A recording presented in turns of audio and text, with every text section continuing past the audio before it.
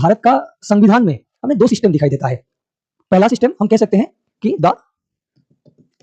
ये भी तीसरा फीचर हम कह सकते हैं फेडरल सिस्टम विथ यूनिटरी बायस। ये तीसरा फीचर मैं लिखूंगा भारत का संविधान का। अब यहां पर मैं दो सिस्टम के बारे में चर्चा करूंगा, एक तो फेडरल सिस्टम के बारे में, दूसरा यूनिटरी सिस्टम के बारे में। तो ये दोनों सिस्टम ऑफ गवर्नेंस क्या होता है समझते हैं, या सिस्टम ऑफ एडमिनिस्ट्रेशन में कहूं तो फेडरल सिस्टम को पहले समझते हैं। फेडरल सिस्टम जहां पर गवर्नेंस या एडमिनिस्ट्रेशन करने का पावर अगर डिवाइडेड हो, जैसे कि सेंट्रल गवर्नमेंट के पास अपना पावर है, स्टेट गवर्नमेंट के पास अपना पावर है, पावर क्लियरली डिवाइडेड है। भारत के संविधान में दिखा दिया गया है, कहां पर शेड्यूल 7 ऑफ इंडियन कॉन्स्टिट्यूशन अगर हम देखें तो वहां हमें क्या मिलेगा, 3 लिस्ट मिलेगा।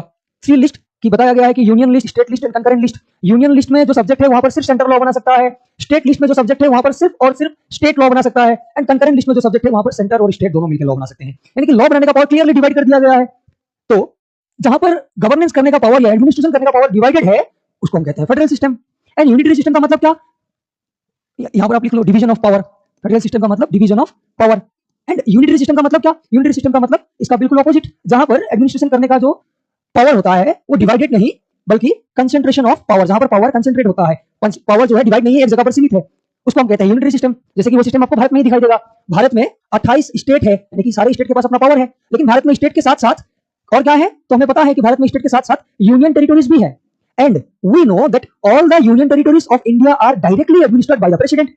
That means all the power lies in the hands of president, there is the centre. यानी कि यहां पर पावर डिवाइडेड नहीं है, यहां पर पावर कंसंट्रेटेड है। तो ये जो सिस्टम है ये भी हमें भारत में दिखाई देता है, क्योंकि भारत में 28 स्टेट के साथ साथ 8 यूनियन टेरिटोरीज भी है, और ये 8 यूनियन टेरिटोरीज को प्रेसिडेंट डायरेक्टली एडमिनिस्टर करते हैं। तो ये पॉइंट को देखिए, भारत में हमें क्या, एक तो फेडरल सिस्टम भी दिखाई देता है और दूसरा यूनिटरी सिस्टम भी दिखाई देता है।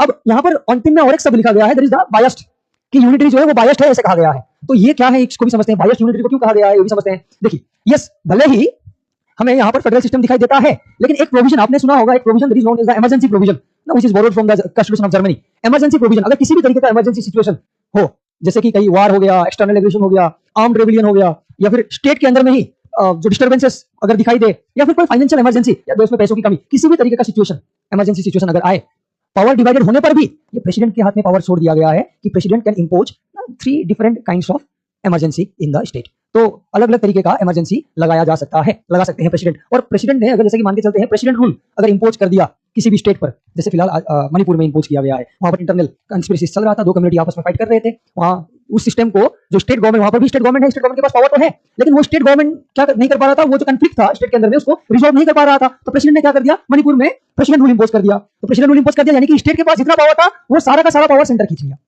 यानी कि यस कि there is a federal system, federal system, वहां सेंट्रल गवर्नमेंट स्टेट गवर्नमेंट दोनों गवर्नमेंट फेडरल सिस्टम था, लेकिन प्रेसिडेंट के हाथ में ये भी पावर छोड़ दिया गया है कि